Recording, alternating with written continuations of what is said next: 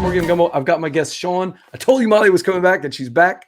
And we're talking some of the spicy hot. I didn't touch anything. It just, I just suddenly was gone from it. Yay, Microsoft! Yay! We're talking about some of the spicy hot games we played recently, and I played a game. Michael Fox sent it to me from Hub Game, so this is a review copy. It's called Adventure Mart, and the reason I said yes and I was interested in it is I'm old enough to remember the red box in D&D, the original Dungeons and Dragon box, and one of the coolest things about playing Dungeons and Dragons or playing any of the early adventure games on the Commodore 64 or any of those early type games was hitting the bazaar or the market or any one of those things.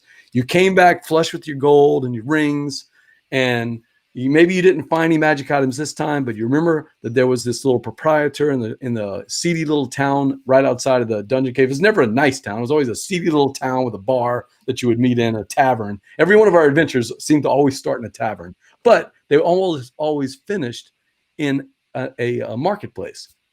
And so when I heard the premise of this game, and that's the elevator pitch, what if you were the marketplace?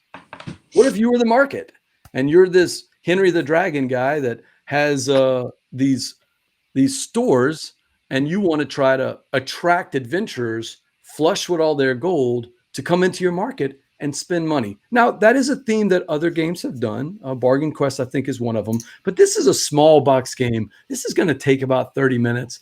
And here's the coolest thing about it. Not only does it have some pretty cool twists on mechanics, but what I love is the catchy, cute, the Fitches are going to love the artwork on this. Starla Fitch is going to, I think actually Starla posted on Twitter how much she thought the cute. Look at these illustrations. I mean, they make you almost want to just play the game right away if you can see it. And that's right, Steve. The Name Father always has it best. It's what if the town of Waterdeep had a 7-Eleven, an Adventure Mart, right? And they carry the theme all through the game. During the game, it's basically a deck builder. You're going to be grabbing things like stock that you want to sell to people. You're also going to have people that are going to help you out. You're going to build fixtures inside your store, an auto forge, things that are going to help you buy more stuff, things that are going to give you special powers that you can use one time or over the time. And then you'll have these little people that you can keep in your store, your helpers. I can't remember what they call them, but the workers, basically, the helpers. And this is some of my favorite art. Look at this squire, Molly. Look at this. I mean, how cute is this thing?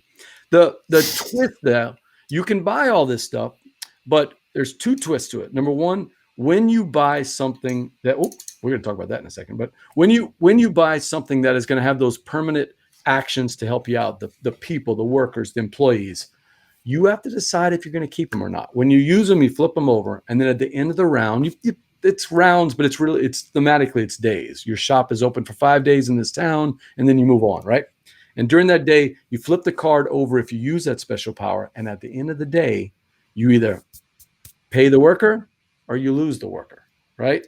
So it's that balance of, do I want to bring this one back, or maybe the next round, I really need some cash for the next round, because that's the second twist.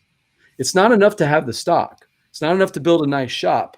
You've got to outbid your other adventure martyrs.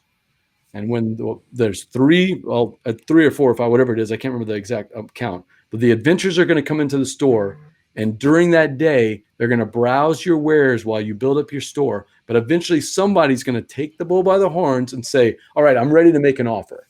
Then you show them your wares and you outbid them using the stars. So maybe I want this adventurer to buy my stuff. I'm gonna offer up this amount of stars, and you get into a bidding process. And the problem with that is, and I've never seen this before, have y'all ever seen a mechanic where the bidding is for points, but there's a maximum amount of points the adventurer can have? So that means, you know what, Steve, it's sort of like for sale in that. You can spend 9 points to get that item you really want, but you're not going to get 9 stars back. If the adventurer is limited to 5, because that's all the adventurer has in his or her pocket, that's all the points you're going to get. But what if I really need that card because it completes something I'm working on? That is a juicy decision that just drives me crazy. I'm trying to weigh and balance and economically think how much to put it out. So a fun little game, a pretty simple game, but it's got a lot more meat on the bones than just this pretty little art. And that is Adventure Mart from Hub Games. Is any of that touching either one of you? Any of that thinking? Oh yeah, I love that idea too of like running the fantasy shop, right? That's like sort of, I agree, like playing role-playing games, my favorite thing is like inventory management. I'm like, Right. yeah, just gonna grind it out for a few hundred hours on this Final Fantasy game, but like getting the right materia and like figuring out what all my gear is going to be, like that's the kind of fun thing about customization and stuff. So anything that's themed in that way, I mean the art looks like it's like that's a chocobo there basically, right? Or Right. not a chocobo, but a moogle.